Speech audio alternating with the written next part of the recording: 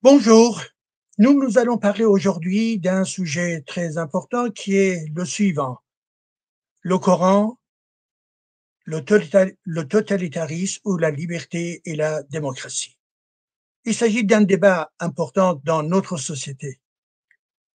Bien évidemment, le premier point qui nous intéresse, c'est de dire qu'effectivement, notre valeur fondamentale, c'est l'humanisme.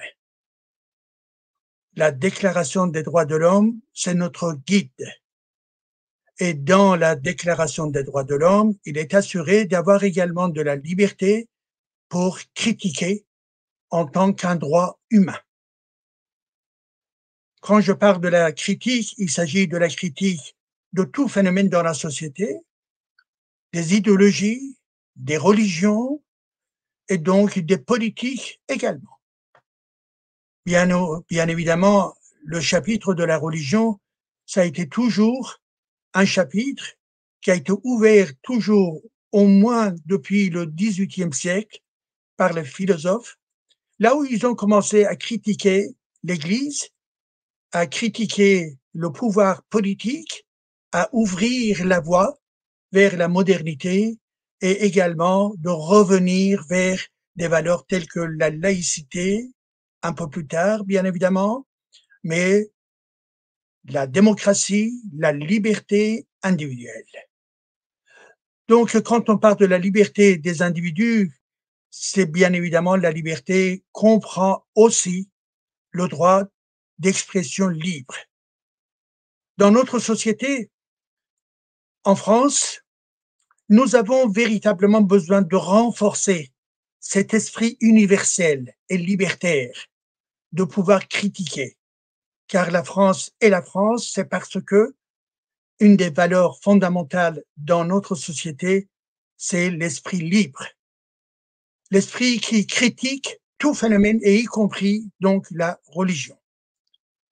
Le christianisme, le judaïsme et ainsi que l'islam a été toujours pour les libertaires, pour l'esprit libre, un des domaines là où la critique a été toujours, bien évidemment, pratiquée.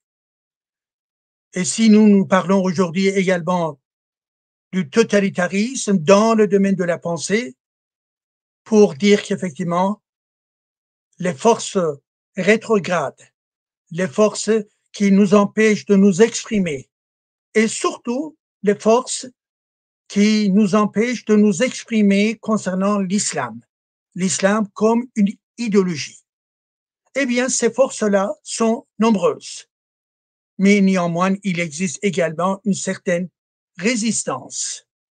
La loi nous protège, la loi de la République, la laïcité, la Constitution française et également la liberté comme un des acquis fondamentaux dans notre société, nous encourage toujours à garder la voie libre pour nous exprimer.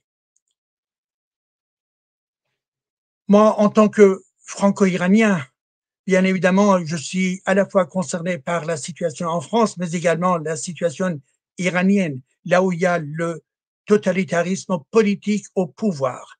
Il s'agit d'un totalitarisme religieux, donc la République islamique en Iran. Mais néanmoins, nous voulons être universalistes. Et être universaliste, c'est également avoir cette politique ou cette liberté de dire qu'effectivement, le phénomène religieux, toute religion, tout phénomène religieux, mais également l'islam, eh bien, c'est critiquable. Ici, principalement, en quelques mots, je voudrais m'exprimer sur la religion islamique. À ne pas confondre. Ici, moi, je déclare et j'annonce qu'effectivement, moi, je suis pour les droits des individus, des citoyens du monde et le respect de tous les citoyens. Des citoyens musulmans, catholiques, juifs, mais également dans d'autres religions, mais également ceux qui sont athées. Leur droit absolu et la dignité de ces gens-là à respecter absolument. Mais néanmoins, je me sens libre pour critiquer tout phénomène religieux. Et ici, bien évidemment, la religion islamique. Le terrorisme intellectuel cherche à nous étouffer. Et nous disons non. Nous sommes les enfants des Lumières. Et si nous parlons de l'islam, c'est parce que l'islam n'a pas véritablement une tradition longue dans le domaine de la critique. Et ça a été toujours, l'islam a été défendu par des fanatiques, par des États de dictature. Et donc, effectivement, tous ces gens-là ont toujours cherché à étouffer la critique concernant cette religion. Et il y a une question clé. Y a-t-il une relation entre le Coran et puis le totalitarisme? Y a-t-il un lien entre le Coran et la démocratie? Moi, je pense qu'effectivement, dans le Coran, il n'y a pas de démocratie, il n'y a pas de liberté. Ce qui est conçu dans le Coran, c'est pour uniquement le droit des musulmans, des moménines, moménates, c'est-à-dire ceux qui sont effectivement dans la tradition du prophète. Et les autres, selon le Coran, les autres religions sont rejetées. Les autres tendances sont rejetées. Et les courants autres, les opposants, tout est rejeté au nom de munafirin, mushrikin, kafar, et etc., etc. J'ai employé les termes tels que ces termes sont dans le Coran. Eh bien, donc, à part les gens qui sont pour la défense donc du Coran et donc les défenseurs d'Allah, les autres sont rejetés. Et quand je dis rejetés, il y a des versets qui déclarent directement qu'il faut les rejeter, qu'il faut les déranger, les capturer, les tuer, etc., etc. Eh bien, le totalitarisme, c'est quoi? Le totalitarisme, selon les théoriciens, bien évidemment, Hannah Arendt, une des particularités, c'est véritablement faire peur dans la société et dominer l'esprit de l'individu pour ne pas penser et imposer un modèle du chef charismatique comme effectivement le modèle qui vous guide. Dans le totalitarisme, il n'y a pas de liberté de penser. Dans le totalitarisme, il n'y a pas de liberté de l'individu. C'est une idéologie totalitaire. Eh bien, quand je regarde certains passages dans le Coran, exemple, la sourate 59, eh bien, un de ces versets évoque,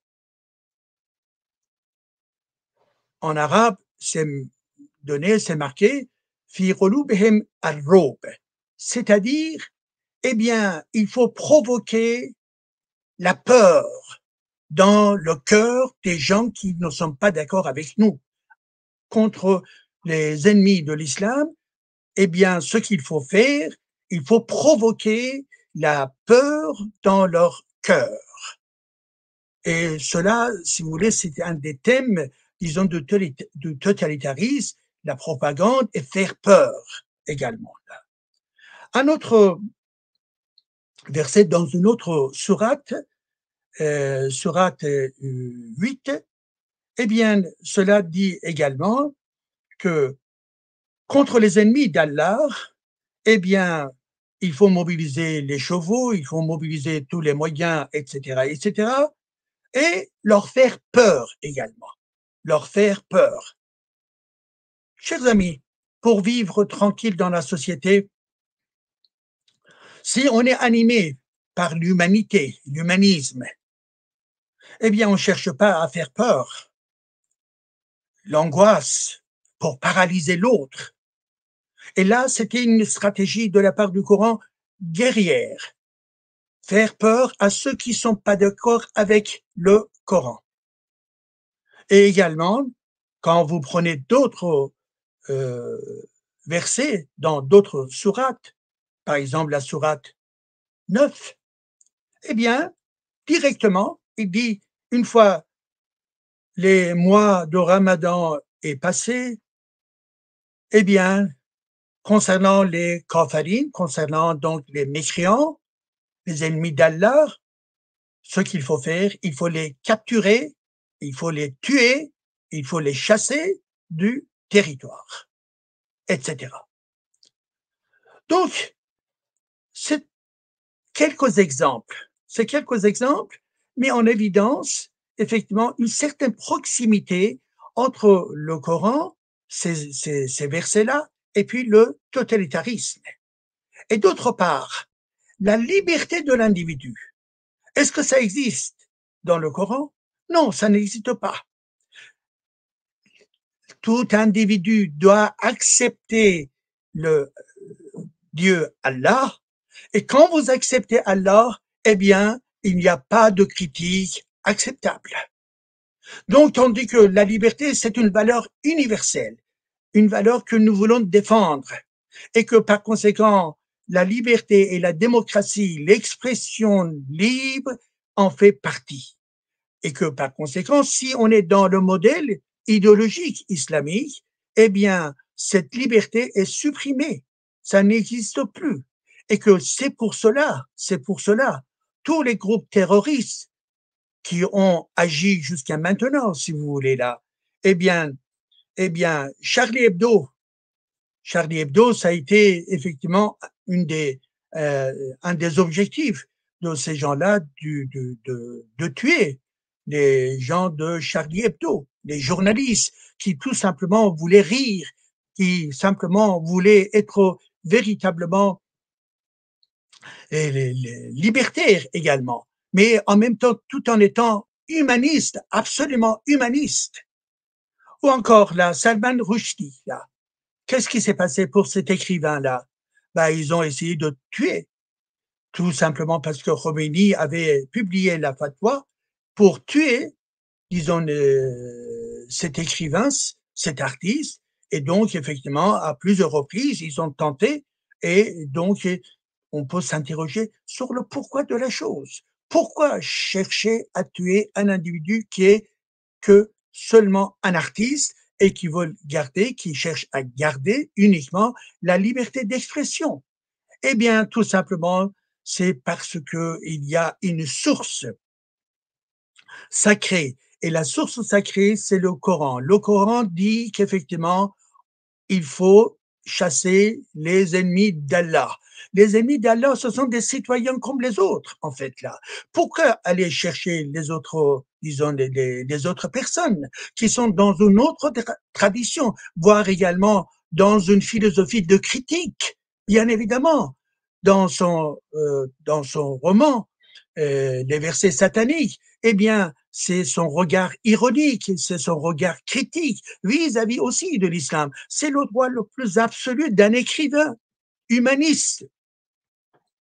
Mais malheureusement, le fanatisme qui fonctionne d'une manière très puissante dans les différentes sociétés, mais également les islamistes qui existent également en France, eh bien, pour eux,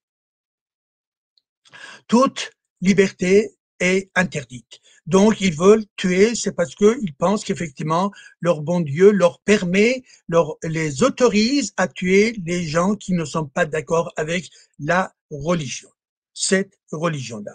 Et que par conséquent, pour nous, en France, ce qui est absolument indispensable, à ne pas oublier, il s'agit effectivement de notre charte qui est la Déclaration des droits de l'homme, le respect et la dignité donc des individus sur la terre entière, mais également dans les pays musulmans, mais également à ne pas oublier et ce qui s'est passé dans certains pays, par exemple le printemps arabe qui cherchait la liberté, mais également en Iran, la révolution femme, vie, liberté. Eh bien, ce sont des demandes profondes dans la société, être libre.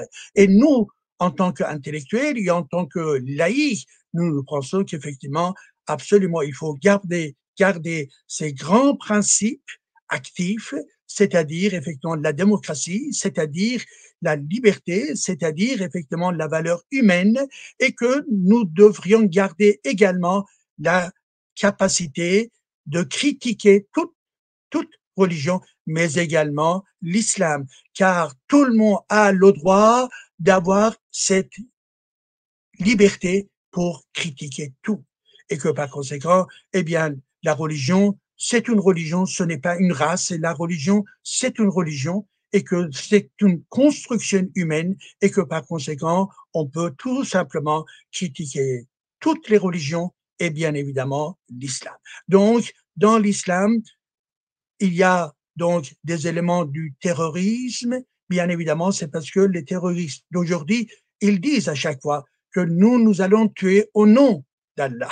Et que par conséquent, bien évidemment, sur ce que je vous dis, il peut y avoir des contestations en disant que non, il faut interpréter autrement. Oui, on a déjà entendu pas mal, disons, de commentaires, bien évidemment. C'est parmi les commentaires également, c'est le mien. Et que nous avons besoin également d'un autre regard, d'une autre lecture, effectivement. Et ma lecture, je m'appuie sur le Coran pour dire qu'effectivement, ce qui se passe actuellement dans le domaine du terrorisme et disons, des religieux, malheureusement, il y a également une source coranique qui est utilisée pour justifier toute action donc de violence. Donc, vive la liberté de penser pour un monde libre et humain. Merci à vous.